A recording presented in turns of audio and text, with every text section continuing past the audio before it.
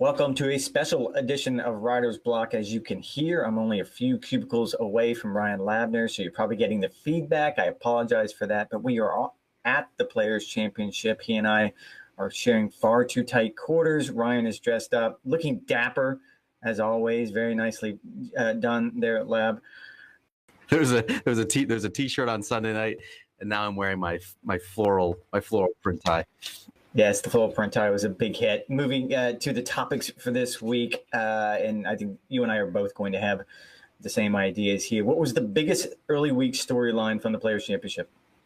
So we're recording this just a peek behind the curtain at about 1 o'clock Eastern time on Wednesday. In a couple hours, we'll be heading over to PGA Tour's palatial new headquarters where Tiger Woods, if you've heard of him, will be inducted into the World Golf Hall of Fame along with 3 other inductees. I think you and I are both very much looking forward to that, including Tiger's daughter, Sam, who will be introducing the 15-time major winner. Certainly, I'm very curious to see what Tiger says, what he reflects on, and kind of what just his general thoughts on what has been an unparalleled career in the world of golf. Other than that, this thing has been all about Jay Monahan, his State of the Commissioner's address on Tuesday, where he was asked about 27 different ways whether or not Phil Mickelson was suspended. Open question. He says now will be in the future. Other than that, I don't know, Rex. I thought that could have been a victory lap for Jay Monahan, and it really didn't turn into that. I think he's just kind of comfortable knowing what to say the PGA Tour is at this point in time. Probably not 3 to 4 weeks ago, but in this point in time, he's very comfortable. No, you're right. And I don't think he was going to take a victory lap. I think that's as close as he gets. I actually talked to a player before he did his press conference on Tuesday morning at TPC SAWGRASS. And look, the message was the exact same that he sent the players at the Honda Classic, that this is over. We're done talking about this. We want to move on. He specifically said he's tired of distractions, and specifically mentioned the Super League in that context. The part that I guess I was a little bit surprised about was he seemed to lean into where we're at right now in the world of golf, where he used what seemed like a well-trod-out line when he said, we're about legacy, not leverage. Now, leverage is a word that had been weaponized by those players who were thinking about going to the Saudi League. As a matter of fact, if you go back to Phil Mickelson's comments in that Fire Pit Collective story, he used it twice in one paragraph: leverage, PGA Tour, what he hoped. He's trying to leverage both of them. Yes, he was trying to leverage both of them. So you could tell there was a level of frustration, I'll even say, in the commissioner's voice. I think the other part of it was Phil Mickelson. And I think when you look at what he is willing to say and what he's not willing to say, the PGA Tour has not and will never talk about suspensions or fines. I won't say ever. He did leave the door open to potentially reducing that mandate and disclosing disciplinary action in the future brought on by Rory McIlroy. And if Rory McIlroy, the PAC chairman, says that he'd like to see something done, I think they're probably going to have a pretty in-depth conversation about that. Actually, he said Rory is suspended as of right now. Jokingly. It was a joke. He made it funny. It was very good. I am proud of him. I giggled. Yeah, it was funny. It was the only lighthearted moment in the entire press conference. But you're right. I'm looking forward to the Hall of Fame ceremony tonight. Of course, Tiger Woods is going in, but it's been dominated by the commissioner's comments, the Super League, and Phil Mickelson. And Haley wants us to move on to the actual tournament. So I'm going to ask you your favorite, and I've been sitting next to you now for 3 days. You've trotted out about 15 favorites, so I don't know how you're going to narrow this down. I do think it is interesting, Rex. And look, the sample size is still very small. With the canceled 2020 Players' Championship, we only have 2 winners in March, as opposed to where the tournament was held for about a dozen years, which was in May. And the golf course is a drastically different test, even though it is just over the course of 2 months difference. Typically in May, we saw firm, fast conditions. Certainly thunderstorms would pop up this week. Oh, yeah, we're going to have some thunderstorms pop up as well. Some thunderstorms? Yeah, they're calling for like 3 inches of rain. Very unfortunate. It's been absolutely lovely here for the past couple of weeks. Not so for the next 4 days of tournament competition, but I do think you're going to see a different test. The golf course is very soft. It was actually very soft when I played here about 3 weeks ago. It's only gotten softer. The greens are very receptive. The rough is absolutely gnarly, juicy.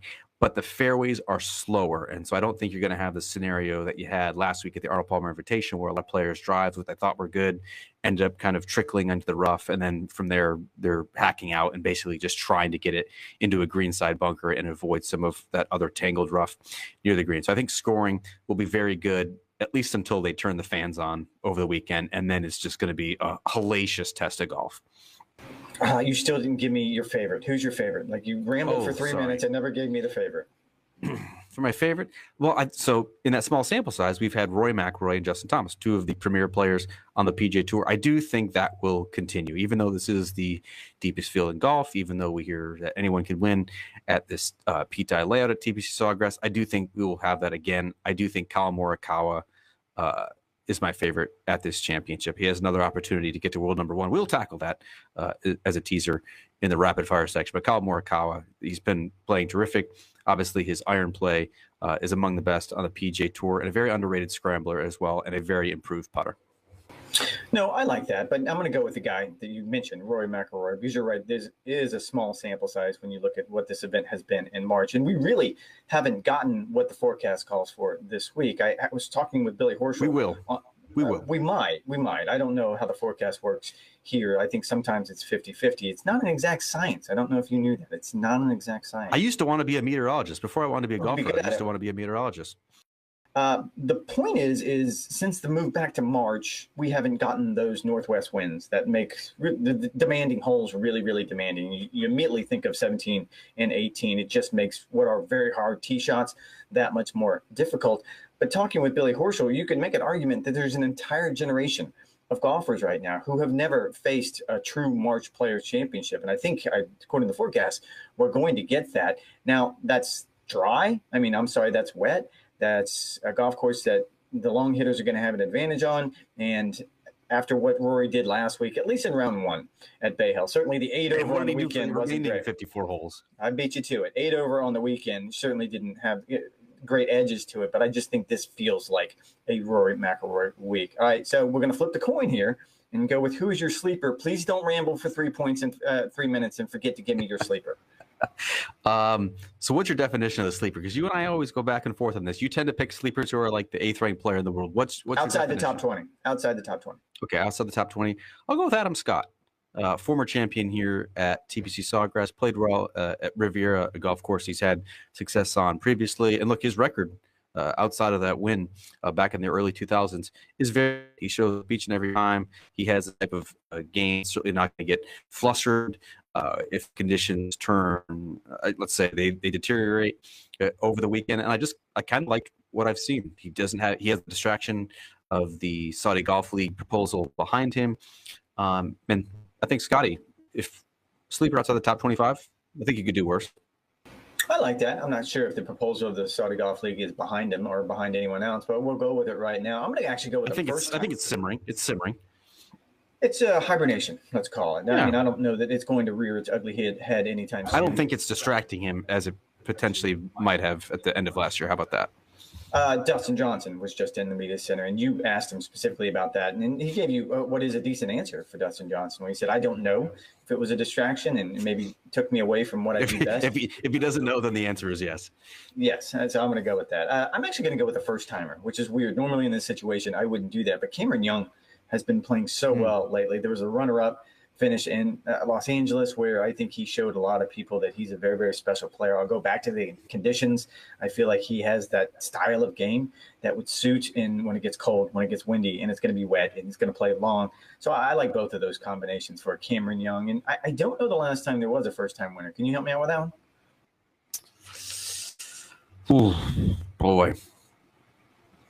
Siwoo Kim, maybe?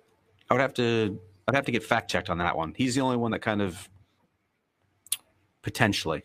You just don't see it that often. I mean, this is best field in golf, and you don't have some of those weird winners that you had maybe the mid-2000s. I'm thinking the Stephen Ames, the Fred Funks, Paul Godos being in contention. I mean, I don't think we're going to get that sort of week at all. Unless it gets just absolutely wacky on the weekend. Then even in that sort of scenario, I could maybe see like a Matt Fitzpatrick as a sleeper type, kind of a mutter, that sort of winner. But I don't think we're going totally off the grid of Mito Pereira winning the PGA Tour's marquee event. I threw you under the bus, asked you a question that there would be no way for you to answer, and you still gas-bagged for 2 minutes. Very well played, LAVNER. Way to handle that one. Yes, very well played. All right, moving on to rapid fire. These are rapid fire. These are quick. Okay. LAVNER. They're very, very quick. That's fine. I can do that. Top 10 for the defending champion, Justin Thomas. Yes, we do not have back-to-back winners of the Players' Championship because it is so difficult, but I do think he has a legitimate chance to win this golf tournament, improved across the board compared to last year, actually playing much better heading into the tournament, so I'll go with yes. And he spoke with the media yesterday. I think there was sort of an optimism in his voice that I hadn't heard in a while, certainly coming off of last year, where I think he told me late in the season that he would rank his season at D, where I think you see right now JT is starting to feel like JT again. So, yes, definitely a top 10. Moving on, who will be number one at week's end? So there are 4 players with the. Is that it? I thought it was 143. All right, I'm sorry. I was off on that. So Jon Rahm could be unseated by Collin Morikawa, Victor Hovland, and even Scottie Scheffler, last week's winner at the API. Scottie Scheffler didn't have a win until about 4 weeks ago, and now he'd be world number one. What a world. I think Collin Morikawa, he's my favorite to win the golf tournament. I think he is the best positioned, I would say, to unseat Jon Rahm. Although I do think Jon Rahm is going to play well. I think you're down on him. I think you said he has the yips. I did not say that. No, you're putting words in my mouth that are incorrect. I did not say that. Someone on the Golf Channel staff said that to me in confidence, so I appreciate you throwing that out there, and I will not throw that person under the bus. I don't think so. I think there was one weird moment last week at Bay Hill. I would not just call that, and I don't even want to use the word, the Y word. So I'm going to go with Jon Rahm is going to be world number one at ends week. I know he has struggled with his putting, but I think his ball striking has been absolutely perfect. And Collin Morikawa, Rex, Collin does not have to win to get to world number one, which I like that scenario. That's kind of been what he's had over these other opportunities, 3 or 4 opportunities in either late 2021 or early 2022. T2 4-way tie for T2, and Jon Rahm doesn't win. So I kind of like his chances. Way to keep the rapid fire going. Appreciate that. All right, lowest score this week. Who you got? I'll go with 64, and it's certainly going to be on Thursday and Friday. On the weekend, we could see the best score being 74. 67. I'll go with 67 on the weekend, 64 early week. What you got? Thursday could be low. I think 64 is a little eye-opening. My jaw dropped a little bit on that one. I can see a 66, maybe a 65 on Thursday, but they're not going to sniff that come Friday. And it's just going to be torrential. I mean, come on. Like, I just don't believe that. It's not fun to play golf and that stuff. What's the shot you're most looking forward to watching? Well, I know what you're going to say. Go ahead and say it. Yeah, 18, the tee shot on 18. No, 18 tee shot. We were just talking about this. The year that Tiger hit iron off that, everything. I mean, that's golf poetry watching that little stinger iron out there. That was beautiful. You don't want to see the 17th hole on Saturday or Sunday, particularly. So the wind is going to be coming in a complete opposite direction. The front is supposed to blow through around midday on Saturday. So whoever plays it early is going to have a drastically different shot than who plays it late with the leaders on Saturday. You potentially, Rex, could see some 7s, some 8 irons. That green is not meant to be received by that sort of trajectory or that loft. So it should be very I'm looking forward to that a lot. It will be fun. I am not home this week. I'm staying in the courtyard at Jacksonville Beach, which is my favorite courtyard to stay in all year long. You are home. What's on the grill? Well, you were supposed to find out on Monday, ended up not coming over. Yesterday we had a team dinner at Ruth's Chris. Thank you, Ron. Today we are heading to the World Golf Hall of Fame. I'm not sure we're going to have time, Rex, to have something on the grill. I'm hoping, fingers crossed, that we can have just a 6 or 7 hour delay. Just call golf at like 11. You can come over. We can do some barbecue. We can have some beers and just have a great time with this Monday finish. If that happens, can I just curl up on the couch and just sleep right there? Tell Cam to leave me alone. Yeah, I'm sure that my 2 kids under 3, my dog and my cat will definitely leave you alone.